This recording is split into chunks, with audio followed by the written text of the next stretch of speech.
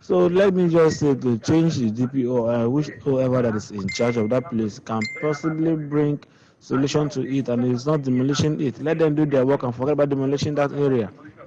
All right, thank you so much for that. And one more, and still on the WhatsApp comment, 30 seconds WhatsApp comment, send it to the number 09059481021. Let's have this. Good morning, Pastor Shogun. Good morning. And guests in the studio. Good morning. My name is Edilion, and I'm voicing you guys from Alete Element Petrochemical. Thank you so much. Please, I disagree with your guests. Okay.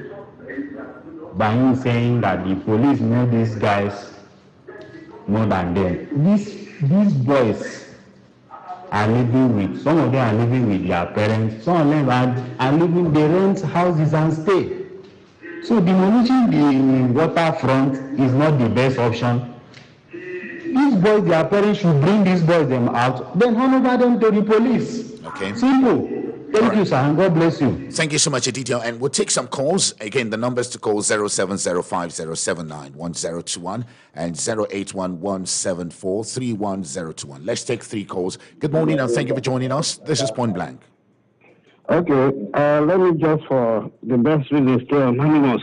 Okay. First, it's sad that this thing is happening and it's getting wider by the day and more sophisticated by the day. We're all aware of all the causative factors, ranging from poverty to political implications, scampering for economic, whatever, revenue and all that, illicit drug dealings, illicit in the bunkering, in the fire and all that. But let me say to Mr. Wigodo, it is not entirely true. When he says the community people don't know them, and that the police know them more than the community people, I believe it's economical with the truth. If I get into a community that is not my community, everybody will know that a stranger has come in. Now, again, the structure is such that from the water side, you don't jump from the city center to the water side. You pass through the streets to the water side. And if they want to come up to, they come up from the water side, passing through the streets to the city center. They are not passing on dead graves. They are passing on where people live, the community people live. They know them, but for fear of being attacked and all that, probably they don't want to name them. But I think that demolition, many people have said demolition of the waterfront is not a solution. I think it's a solution. But it is not in itself a standalone. You must demolish and do something to it. Now we can reshape Port Harcourt. And that is why every time I blame the physical and urban planning. We can now reshape all the water side, do the canals very well, sanction them, and build barracks for military people, police, mobile police, even army, military people, so that they are guided, so that by the time they react to the ones that are upstairs, they cannot run into the rivers and begin to jump away. They can easily close them. That is also one aspect of it. Then there should be an identification. Every landlord should know who is putting there. What is his income? It's not enough to open one shop and the next day you see the person buying limousine. What are they doing? Okay. And they should suspect even girls. Then for the police, they should do their work. It is sad. We don't know what to. It's our money that is being used to pay them. Every security has been provided, every gadget has been provided, they are not yielding results. It is time for the state to begin to ask questions. All right. Thank you so much. We quite appreciate those contributions and we want you to keep them coming in. But quickly, let me come back to Mr. Ike Wigodone. Suggestions have been made here and what you should do as a committee. However, how much of these has come to the hearing of the Rivers State government? Before now, we have been trying to the state government to see what they will do to help the community. You know, like somebody said, that when you get into a community, you know, they will know that you are a newcomer. Diob is different. He may be talking of a community where they have about 500 or 1,000 persons. But here we are talking about millions living. So how will you identify? Even the strangers are more in number than the indigens. In a situation like this, what do? We are handicapped. You know, when the strangers are higher are more than the indigens. What do? You are handicapped. So you see, there's little we can do to help this situation, and that is why we seek the help of the police, the security agency, and the state government. Yes, somebody suggested that demolition could help, but then What do you do with the space? yes. That is where the government comes in. If these areas are demolished, you put up structures, modern structures, estates, and number them. So if they are being allocated to people, we know who this place is being allocated to. And whoever you are bringing as a tenant will be profiled by the police. If all this area, Navy, Army, stations of these security agencies are lined up in this area, because I too know that Navy are in charge of our water areas. Mm-hmm. If Navy, Air Force have their stations in these areas, this crime will reduce. In a situation where you go and you marvel how a boy of 16, 17, 18, 20 comes with arms. In a situation like that, what do we do? Some person said their parents know them. How a man with a gun? What will the parents talk to him?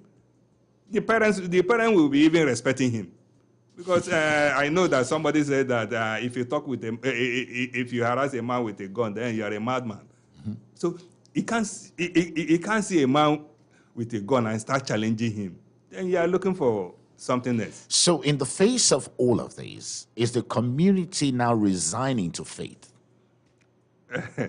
Well, what do we do? And that is why we said we'll call on this relevant agency to help us, because we are incapacitated. Now, the reason why I'm saying so, there was a situation some time ago in MOR local government area where some young men shot some military personnel and took away the guns.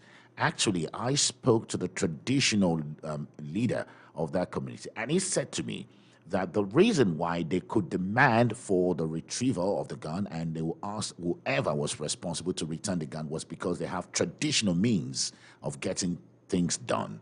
Do you have such in your community? We don't have such. You know, urbanization and development comes with a lot of things. Even before we grew up, civilization and urbanization has taken over our community. Mm. So it is very difficult for us, you know, to handle such a situation. I witnessed that situation in Delhi when I was going to Yanagua last 2 Sundays ago, and I saw what happened. But in a situation like that, you can see that community, as you go in, you must identify who is a stranger. Mm-hmm. They are not, for those who living in that community, they can probably identify who is living at a particular building and who is living at a, but in Diop it's very difficult. Mm-hmm. I cannot even identify who is living in my neighboring community. Even my own neighboring community, who I also know that all of us are from Rebisi. Mm-hmm. I may not even know him. So that is the situation we find ourselves. So it's very complex. It's complex. Mm. Well, yes, indeed, a very complex situation. And we'll just take the final set of calls on this particular segment. After now, in another 3 minutes, we'll be moving on to another issue on Point Blank. So let me take the final set of call now. Hello, good morning, and thank you for joining us. This is Point Blank. Good morning, Shigo Owolabi, and happy weekend. And same to you. Good morning. Tell us your name and where you're calling from. Yeah. My name is Comrade Letan Barry Sunday. Good morning. President, the Time and Tone for River Southeast. Thank you so much. Yes, I greet your guest in the studio. Thank you, brother. Yeah. Let me refer to one area he mentioned, and I'm not conversant with. The area of demolition shanties when it comes to problem like this. There is one saying by Senator Magdon Sabe. He said, can you continue to do one thing and expect a different result? We have been demolishing shanties. We cannot rehabilitate those who are the innocent ones. we have been demolishing shanties without holding the corporates responsible for these reasons why we are demolishing shanties. What benefit have we been doing this thing? Shegu, just give me, I need to trash something here. Now you have 30 seconds. You have 30 seconds more. Oh, I need to address the River State government. There is a law they established that I'm not happy with. However, it's not that you will not give a woman a chance. We lost. Okay. So the situation, what is causing some of these ripples and insecurity we are seeing is that those boys who involved in this deadly act are those ones that are not, they don't have their biological fathers. The problem is that some of these people were born in this family, they are not married to their father. The mother is not married to their real biological father. And the right has not been given to them, so they are frustrated. They decide to join a society that can be a helpmate to them. Sometimes government go to fund those cultists to carry out a responsibility for them, and they give them small money. Well, thank you so much, my brother. I think you've made your point. They cannot leave this aspect of. So I want a law to be established that whoever that has born a child with a woman, whether man. We lost him there eventually. But again, let's just take this last one. Hello, good morning, and thank you for joining us. This is Point Blank. Sorry there. Good morning. Hello. Hello, good morning, Shegu. Thank you so much for joining us. What's your name and where are you calling from? Yes, my name is Big Daddy, calling from Transamandi. Okay, Big Daddy, good morning. Shegu, see, the problem that we are having in this country is we don't read what has gone bad. Okay. We have been demolishing, and yet it's not working. Let me quickly remind you of Ogoni crisis that has happened since 2014 and just ended between 2020 or so. I don't know if you are aware. There is a community in Ogoni that they call Sini. Despite all these crises that has been happening in Kana local government, that community has not experienced anything that is left in bush for one day.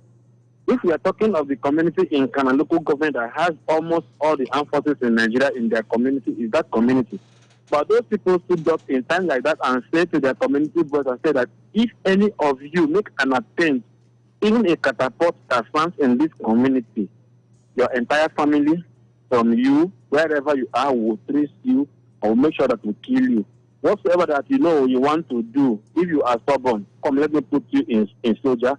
You want that it's in Air Force, different angle like that. And you can say, Sky, they come those communities, that very community that I'm speaking with this, tomorrow will be the number one peaceful community in Ghana. This man that is talking about demolition, it's not demolition that will bring the that will solve this problem. So yeah, as landlord, you cannot tell me that even though 5 persons is living in one room, that you don't have somebody that is paying rent to you. In River State, in Ikwere precisely, you cannot build a structure in any man's land, anywhere, even in the river. If you build a structure, then you will see a landlord that will come in to collect rent on you. So it is their own duty to do internal security within themselves and make things happen. There was a time that they refused to give Ogoni boys house in this Port Harcourt because of they say they are terrorists and people. Okay.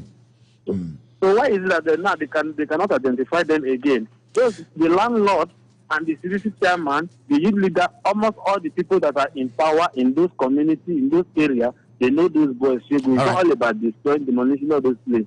All right. Thank you so much for your views there. And again, we have them. We just have about 2 minutes more to wrap up the segment. So, Mr. Ikewigodo, what would you say? And again, what's going to be your appeal, particularly to business owners and the people around there? Well, for residents and business owners, I will also urge them to remain calm. I know that the state government is doing something. The security agency are also trying their best to see. They should remain.